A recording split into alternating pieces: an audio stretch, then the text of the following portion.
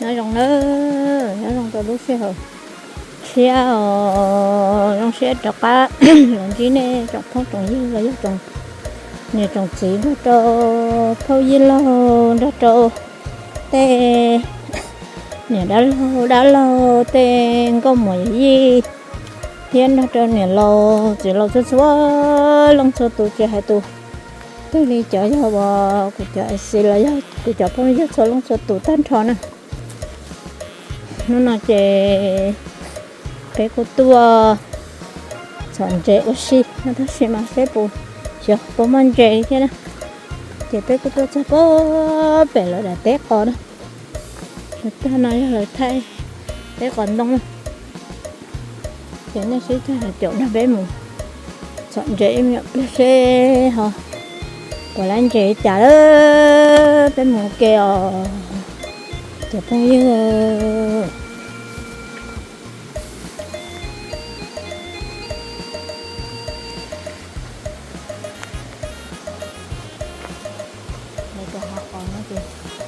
đây là chị đây mà lúa ta liu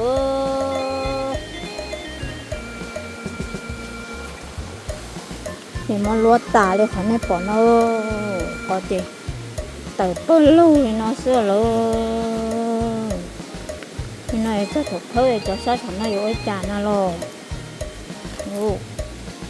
còn tôi chưa có cô đang nhìn như ta xéo có chế tự chua gì xưa luôn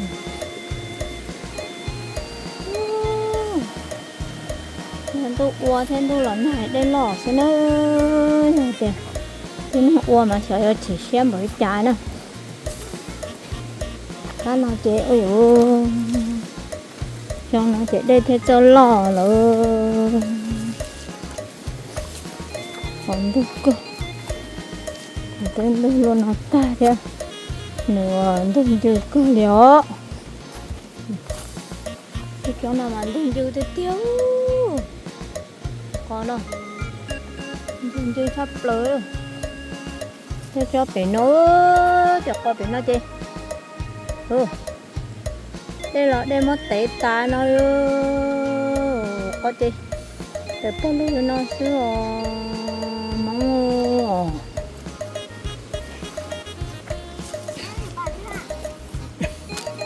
sẽ có phố là cho nó tơ phải chẳng mà thì bỏ em bố hú bè leo bố hú thi bè thì cũng bỏ bè xuống là bỏ thế là nó ba khỏi nó có hổ sao nó mà la nữa cơ dê sợ bỏ đấy thì bỏ có phố cho nó tơ đó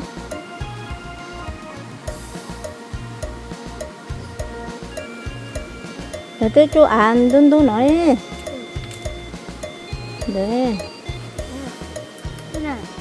để tới chú tên là đun đun hay nè thì hơ thế tới chú ăn nó đấy không bỏ chú ăn được đâu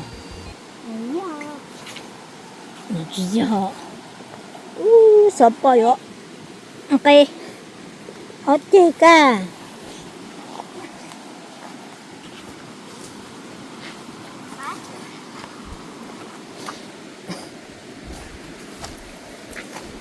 ok tự ta nhiều nó thứ li là trong món xe dạng cầu liều là cái nào mà chạy không bao dấu nó luôn nó cái nào lùi có dấu nó mà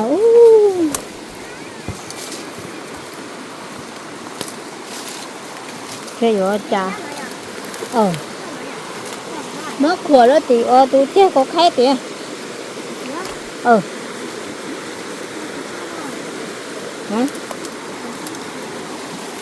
thì có nhiều mà không ba ôi giờ mà bỏ luôn liền cái chó gì có mới là thế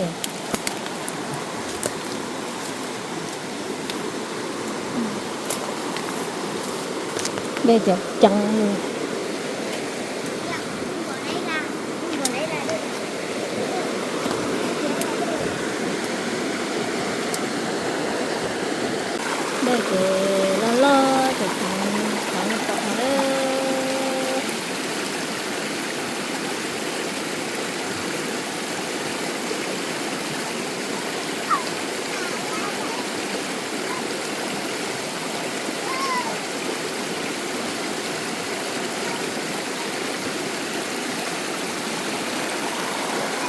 rồi kia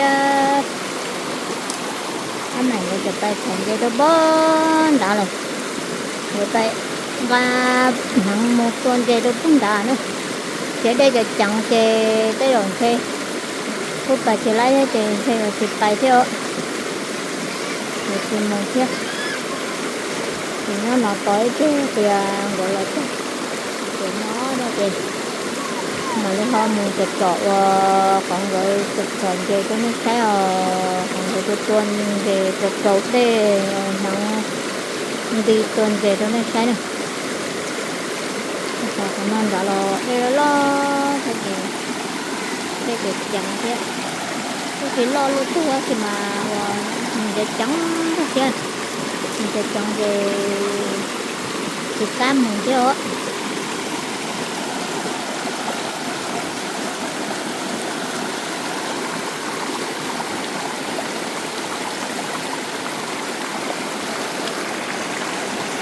nó chơi với thì chú cũng là mình chơi cho khả năng nó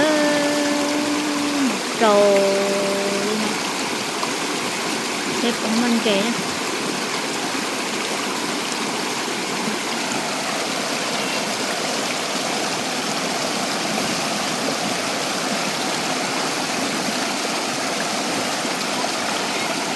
kiếm mày rồi lấy tu chứ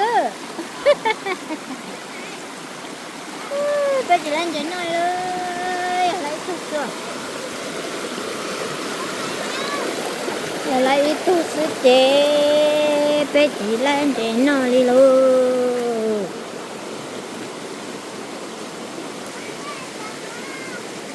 cái ở bên tu mấy cái có chỗ em mong phải có tiền mấy con giờ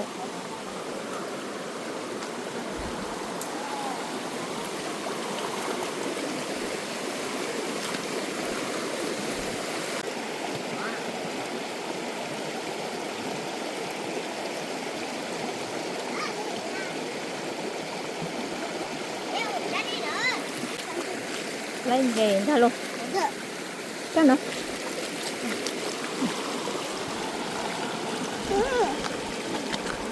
là thu lọt đi rồi thầy lúc bạn đi đâu nữa về bàn này rồi bạn này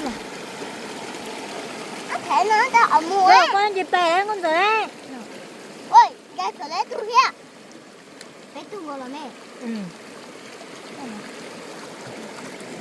cái kia về bè nữa không cho hộ có lúc bắt tơ cho bắt tơ ha đi bắt tơ là sao để khó á hả anh em giờ sao để khó nên vậy luôn nè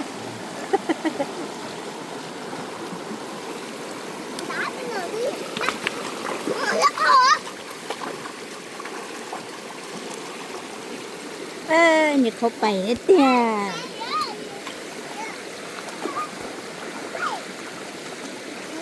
chẳng nói chẳng biết đây kia rồi ạ nắm tụi em ăn tụi đẻ thì nó chơi có hiểu là món mồng la rồi đó mồng la thì mà đi trộn là một sức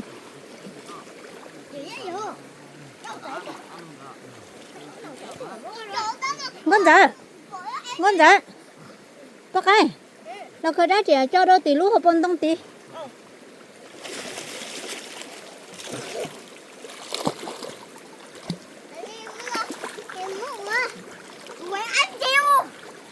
đá trẻ này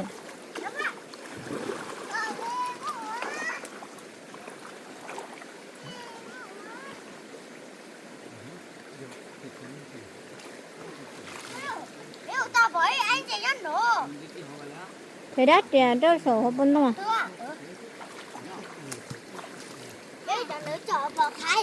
chợ à tôi chọn khá khao tới thằng à tao thấy bọn trẻ à bỏ luôn như nó ăn chưa hay hay này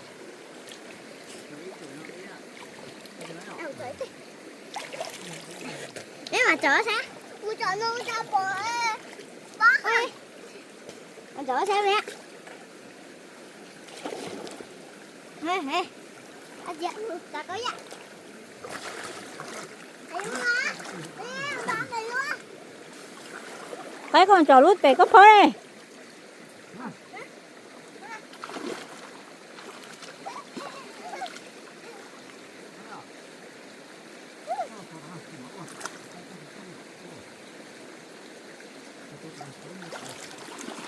À, hả? Ê, anh ấy cũng bảo hả? Ôi đây. Ồ, đây à.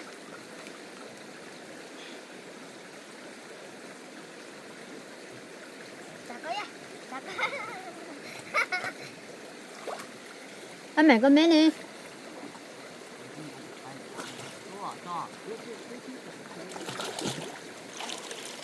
Đây cái này đây à? Đi đi. Wow, tôi nhìn nó. Nè. Cả.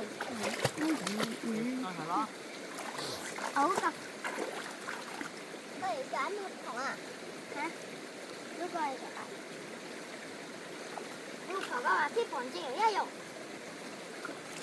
Không có nó không phải.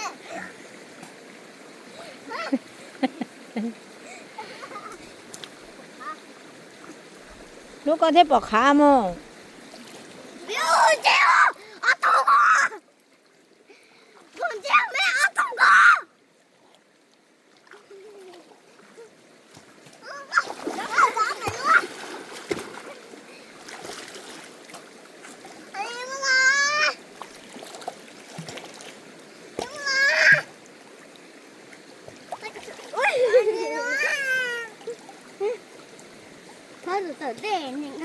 Để phụ nữ phụ nữ xài lo. Yêu sẽ mê cháu. Các bạn ạ. Hôn nhịp bông. Hả? Đâu có lên nè.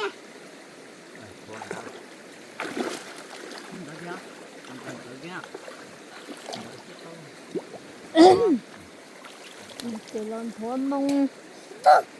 Có cái chua có chuột từ mông thia. Có đôi sát tí vỡ lò thôi. Nó kéo bò.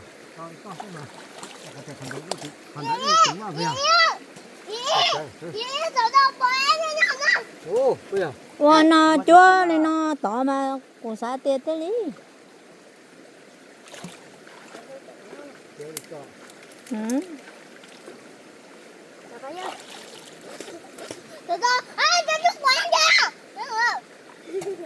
Lá bãi nào tôi tìm là lá địa tôi nó à.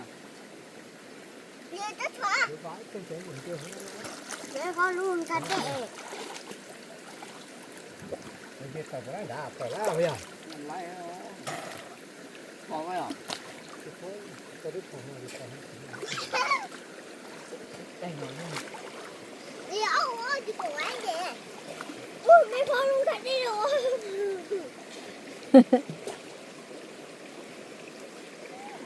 No. Anh hạ chứ đâu thằng trẻ.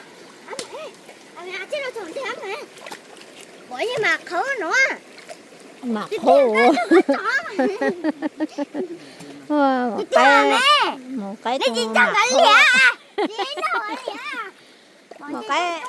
Một cái tôi mặc khổ. Nếu ta bỏ nó nữa. Người đã cắt chọc bỏ. Nó hùa bạc khổ, một cái hùa mặc khổ. Muốn đi chỗ.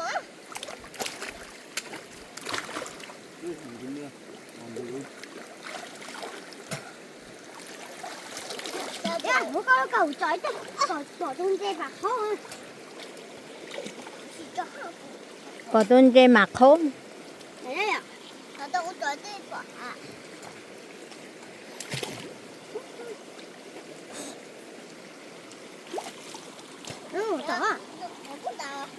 Đó.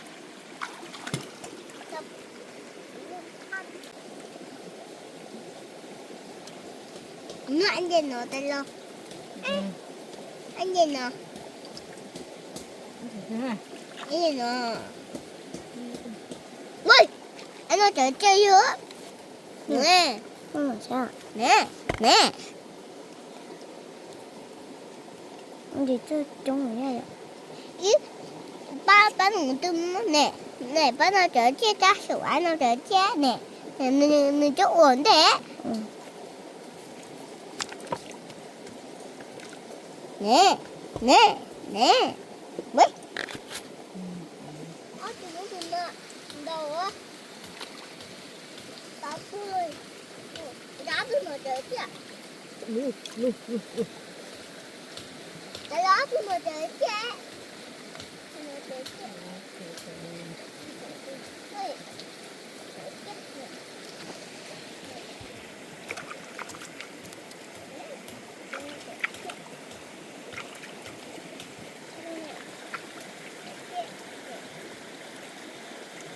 Đây, đây là trời cho em nữa. Ôi. Ừ.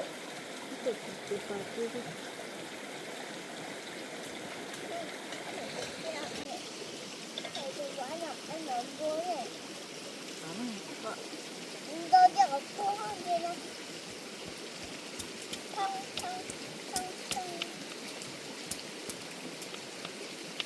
Ôi. Ủa? Cái này phải chơi à. Cái này. Cái ông. Ôi, mẹ. Ôi, cô rồi. Ủa? Anh nói. Anh nói thì cô nè.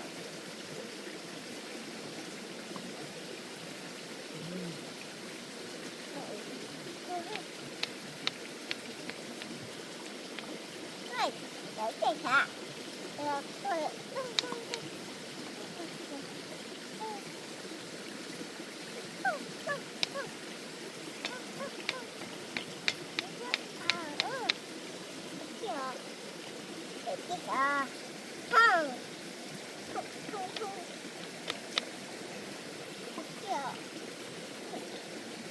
Anh nói thử chứ.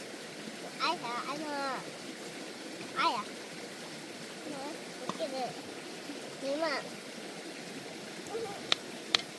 chị chưa này. Chị ai nói? Ui! Ê! Ê! Anh được rồi nè. Kìa. Ai cái ta? Cái này. Nè, ai nữa? Kìa. Người ta kéo 언니 이게 또 너?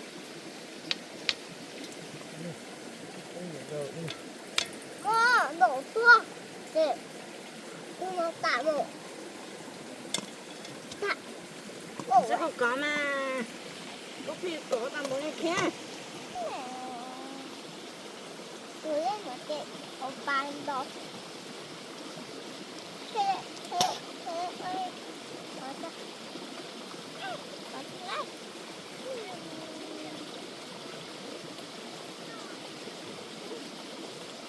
Không có sự khổ nữa.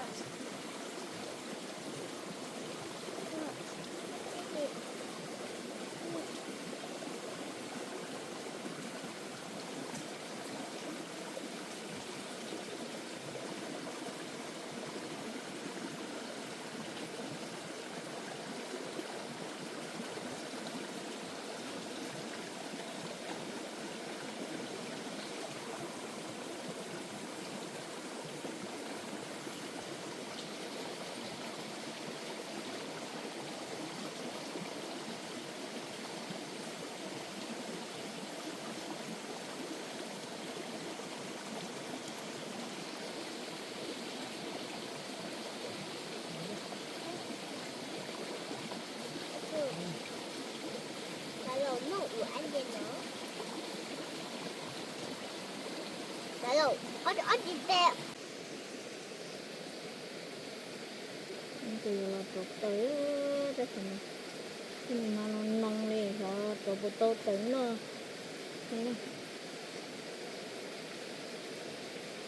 Tụi còn đi cái còn nông cái tụt chia đi cái này thì chia được cái gì tới này mà có chia được cái gì mẹ nó có tôi được về đến nè.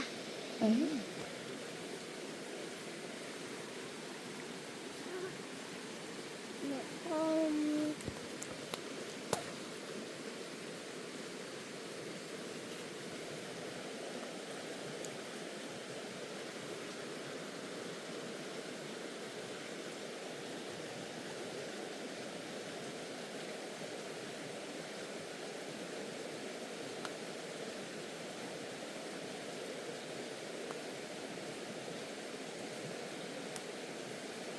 Ở chỗ được cuộn thôi. Ở đây chứ.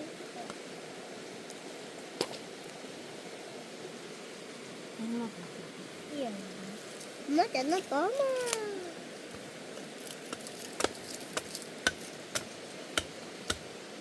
Ở đây không có tao thuốc. Ở đây kia rồi.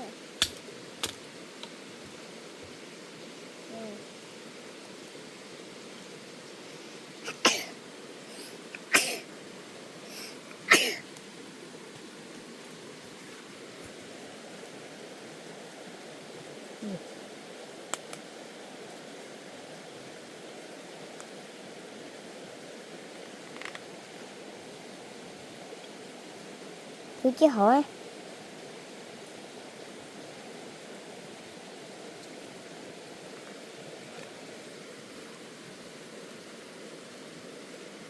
Tao năm phút thôi.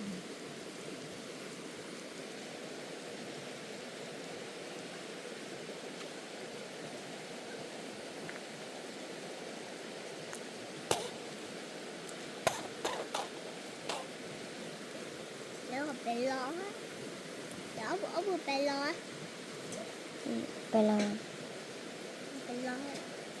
Bị lo chứ. Chở giá hay giá chị. Bị lo.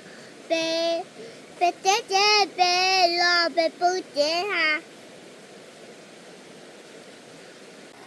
nó nói chế tốt thằng chế nọ nè tốt thằng chế nọ tại sao bây giờ nó chế chỉ muốn chế ư tôi ta sư tôi biết chờ nó lo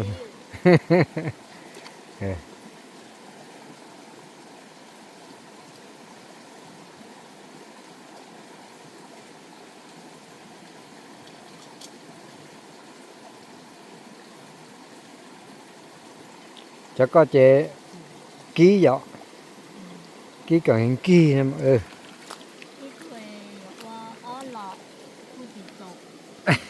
Ít lọ khu chỉ đừng kia. tú lo hả à để ó lọ y lọ đi cha Tụi mẹ tôi là không lọ.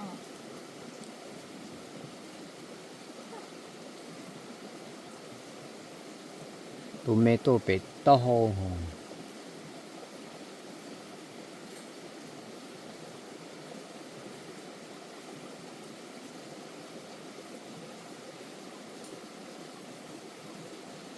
Nó cho nên việc của kia.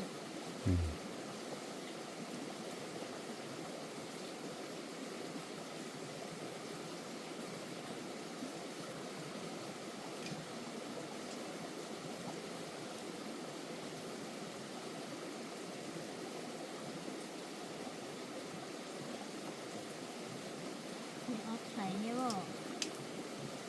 đi chạy gì ta chị ta cho ăn chạy thế liền thoát chín đâu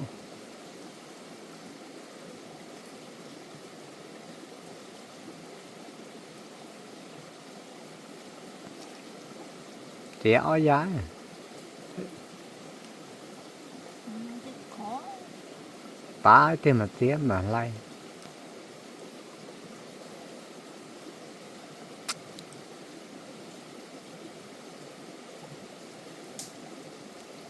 Là sẽ mua phải lớn này rồi. còn nó chỉ mua là khả năng là sủa nó là bún đá một ngàn đá thì mua Lên non cũng mà. ta khi nó tôi chỉ đã cá để nè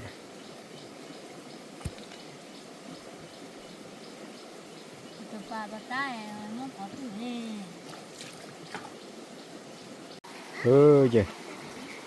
chứ chị về tỏ bếp chạy rồi chơi mà lo chỉ lo rồi chơi à lo thực tiêu chẳng gì nào cái chẳng gì lo thế mà luôn có ít chi thế mà hơi rồi Chạy đâu tụi ta mà nhớ giờ chọn chơi làm mẹ nó tay gì nhớ thế nó chỉ chọn chơi lót thôi rồi tay ba mà tay bị bóng đá thôi 야, 가운데 뛰자. 어디요? cái chuyện này mà lấy chọn 약간 차이야. 어이. 완전 차야. ở nó tổ mà cho từ nhỏ nó tổ non trẻ nó mà một xe đi tiền chả thế ôm bao là thế à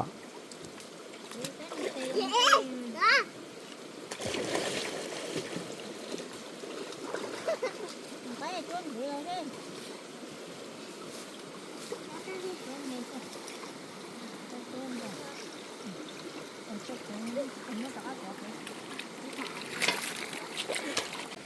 xe nó chỉ là chín trẻ này chín trẻ nào mà hố dương trẻ mà đâu tật ta ở bầu lưu ở bên trái này xe đâu sai trái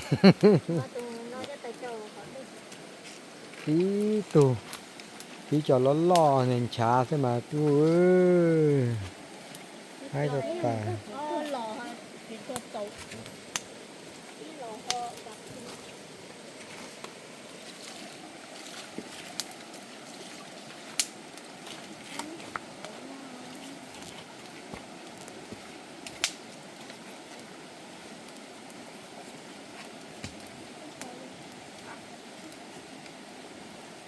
그 약간 맨날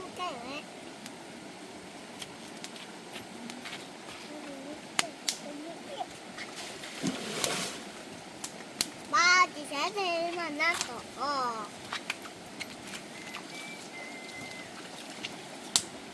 dạ nè cái sáng thương thôi nè cái thịt nữa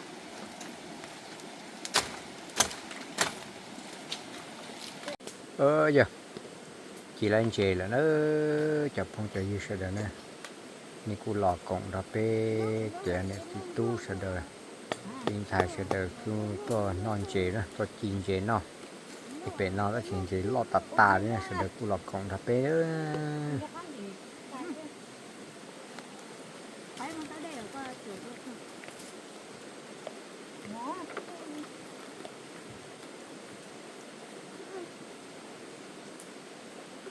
đây nằm xuống đó để đây đó ตรงกราบตัดตาย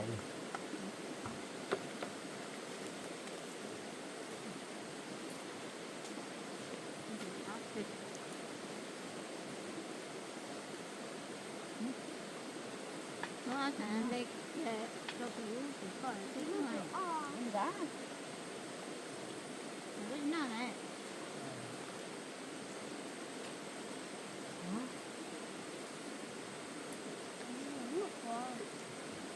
đâu chúng có thấy không chúng còn nó hả có trong đó đó thì chúng cũng đây anh nhé nó nằm bên trong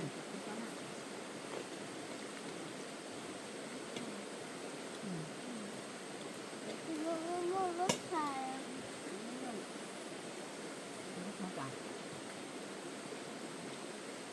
nước wow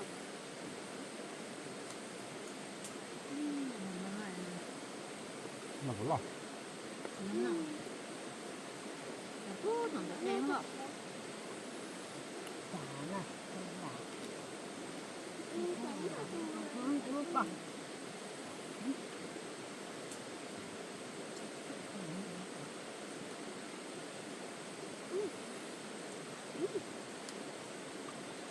Đó ha.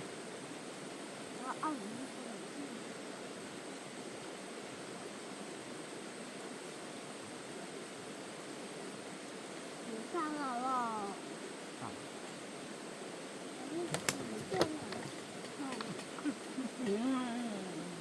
Tạc được gì hơn cả ha.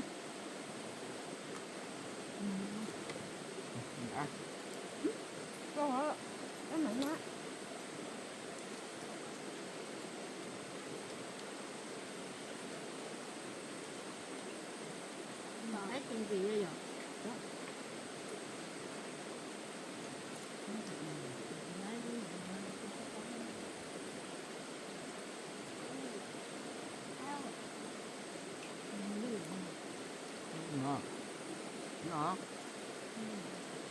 Đúng rồi.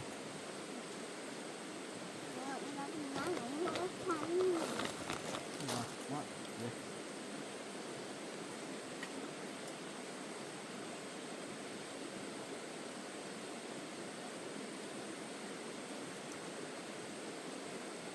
Còn còn mà còn họ nó gì đó đúng không?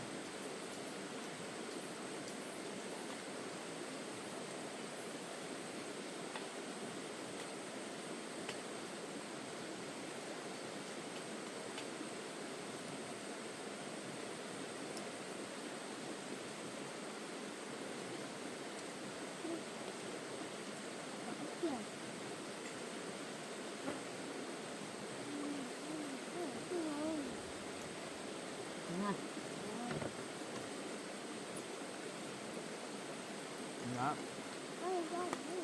được rồi. Có Có thì cũng được rồi.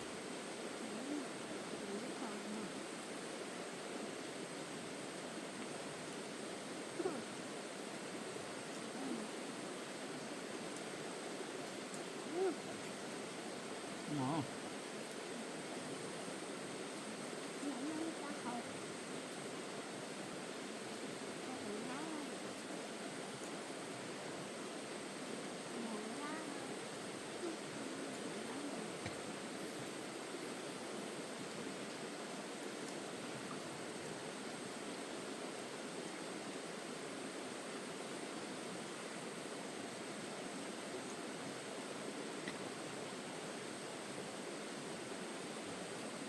Được rồi.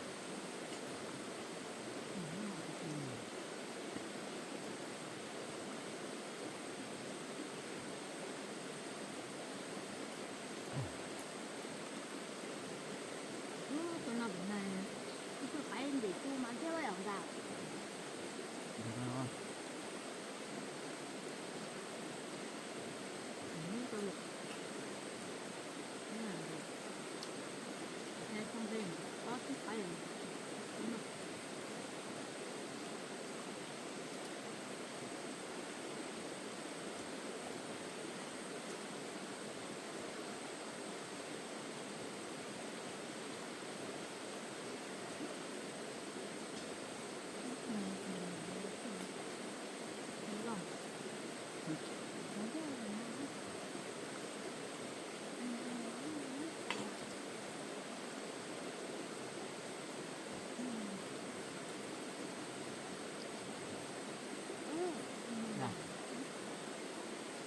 Dạ.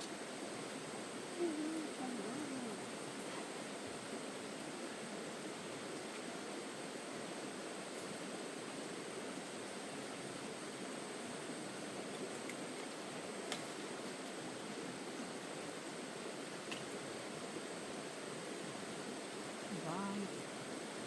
Đúng không? Hai tiếng nào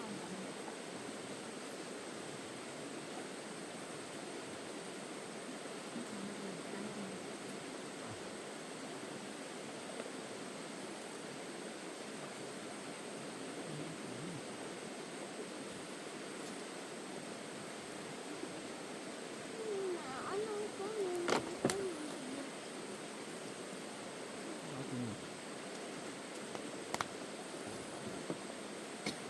Đúng rồi chứ.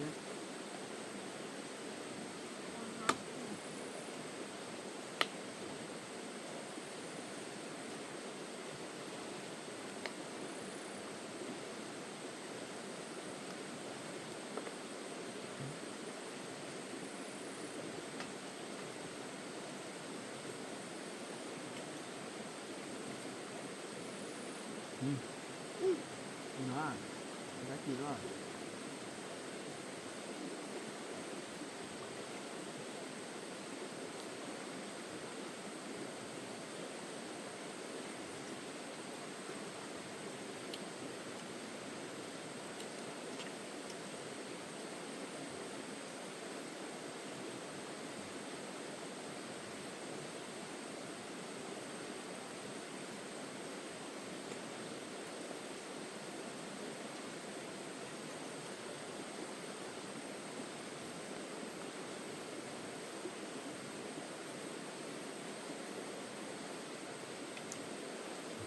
thì lại ạ.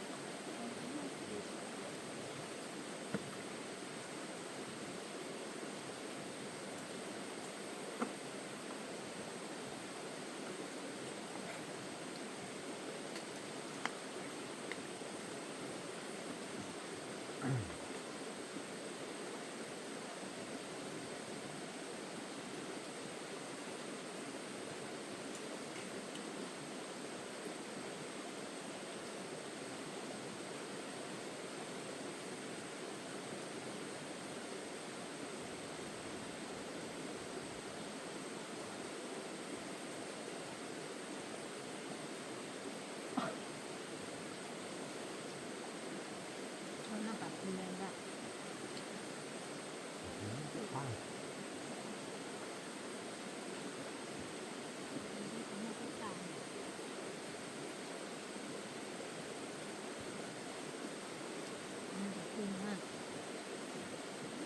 nó bật lên nó bật ra Đúng rồi.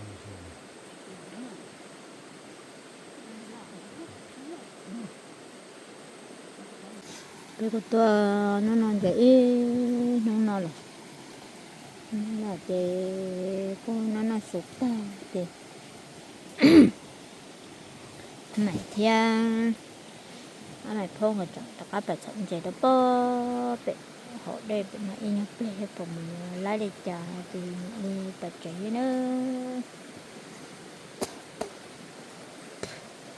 chị bé chị nó làm một nó là để thia họ cho anh nhọn mì hết chị nó là vậy thì bé cứ chụp bài rồi thì bé nhau nó to anh nên lọ nó chị bé mà đi bạch chế chị là trò lên nó thôi đi trồng thôi trồng như sai sư bé mà đi xin đi đùa lúc xưa chiều trong năm tàu nó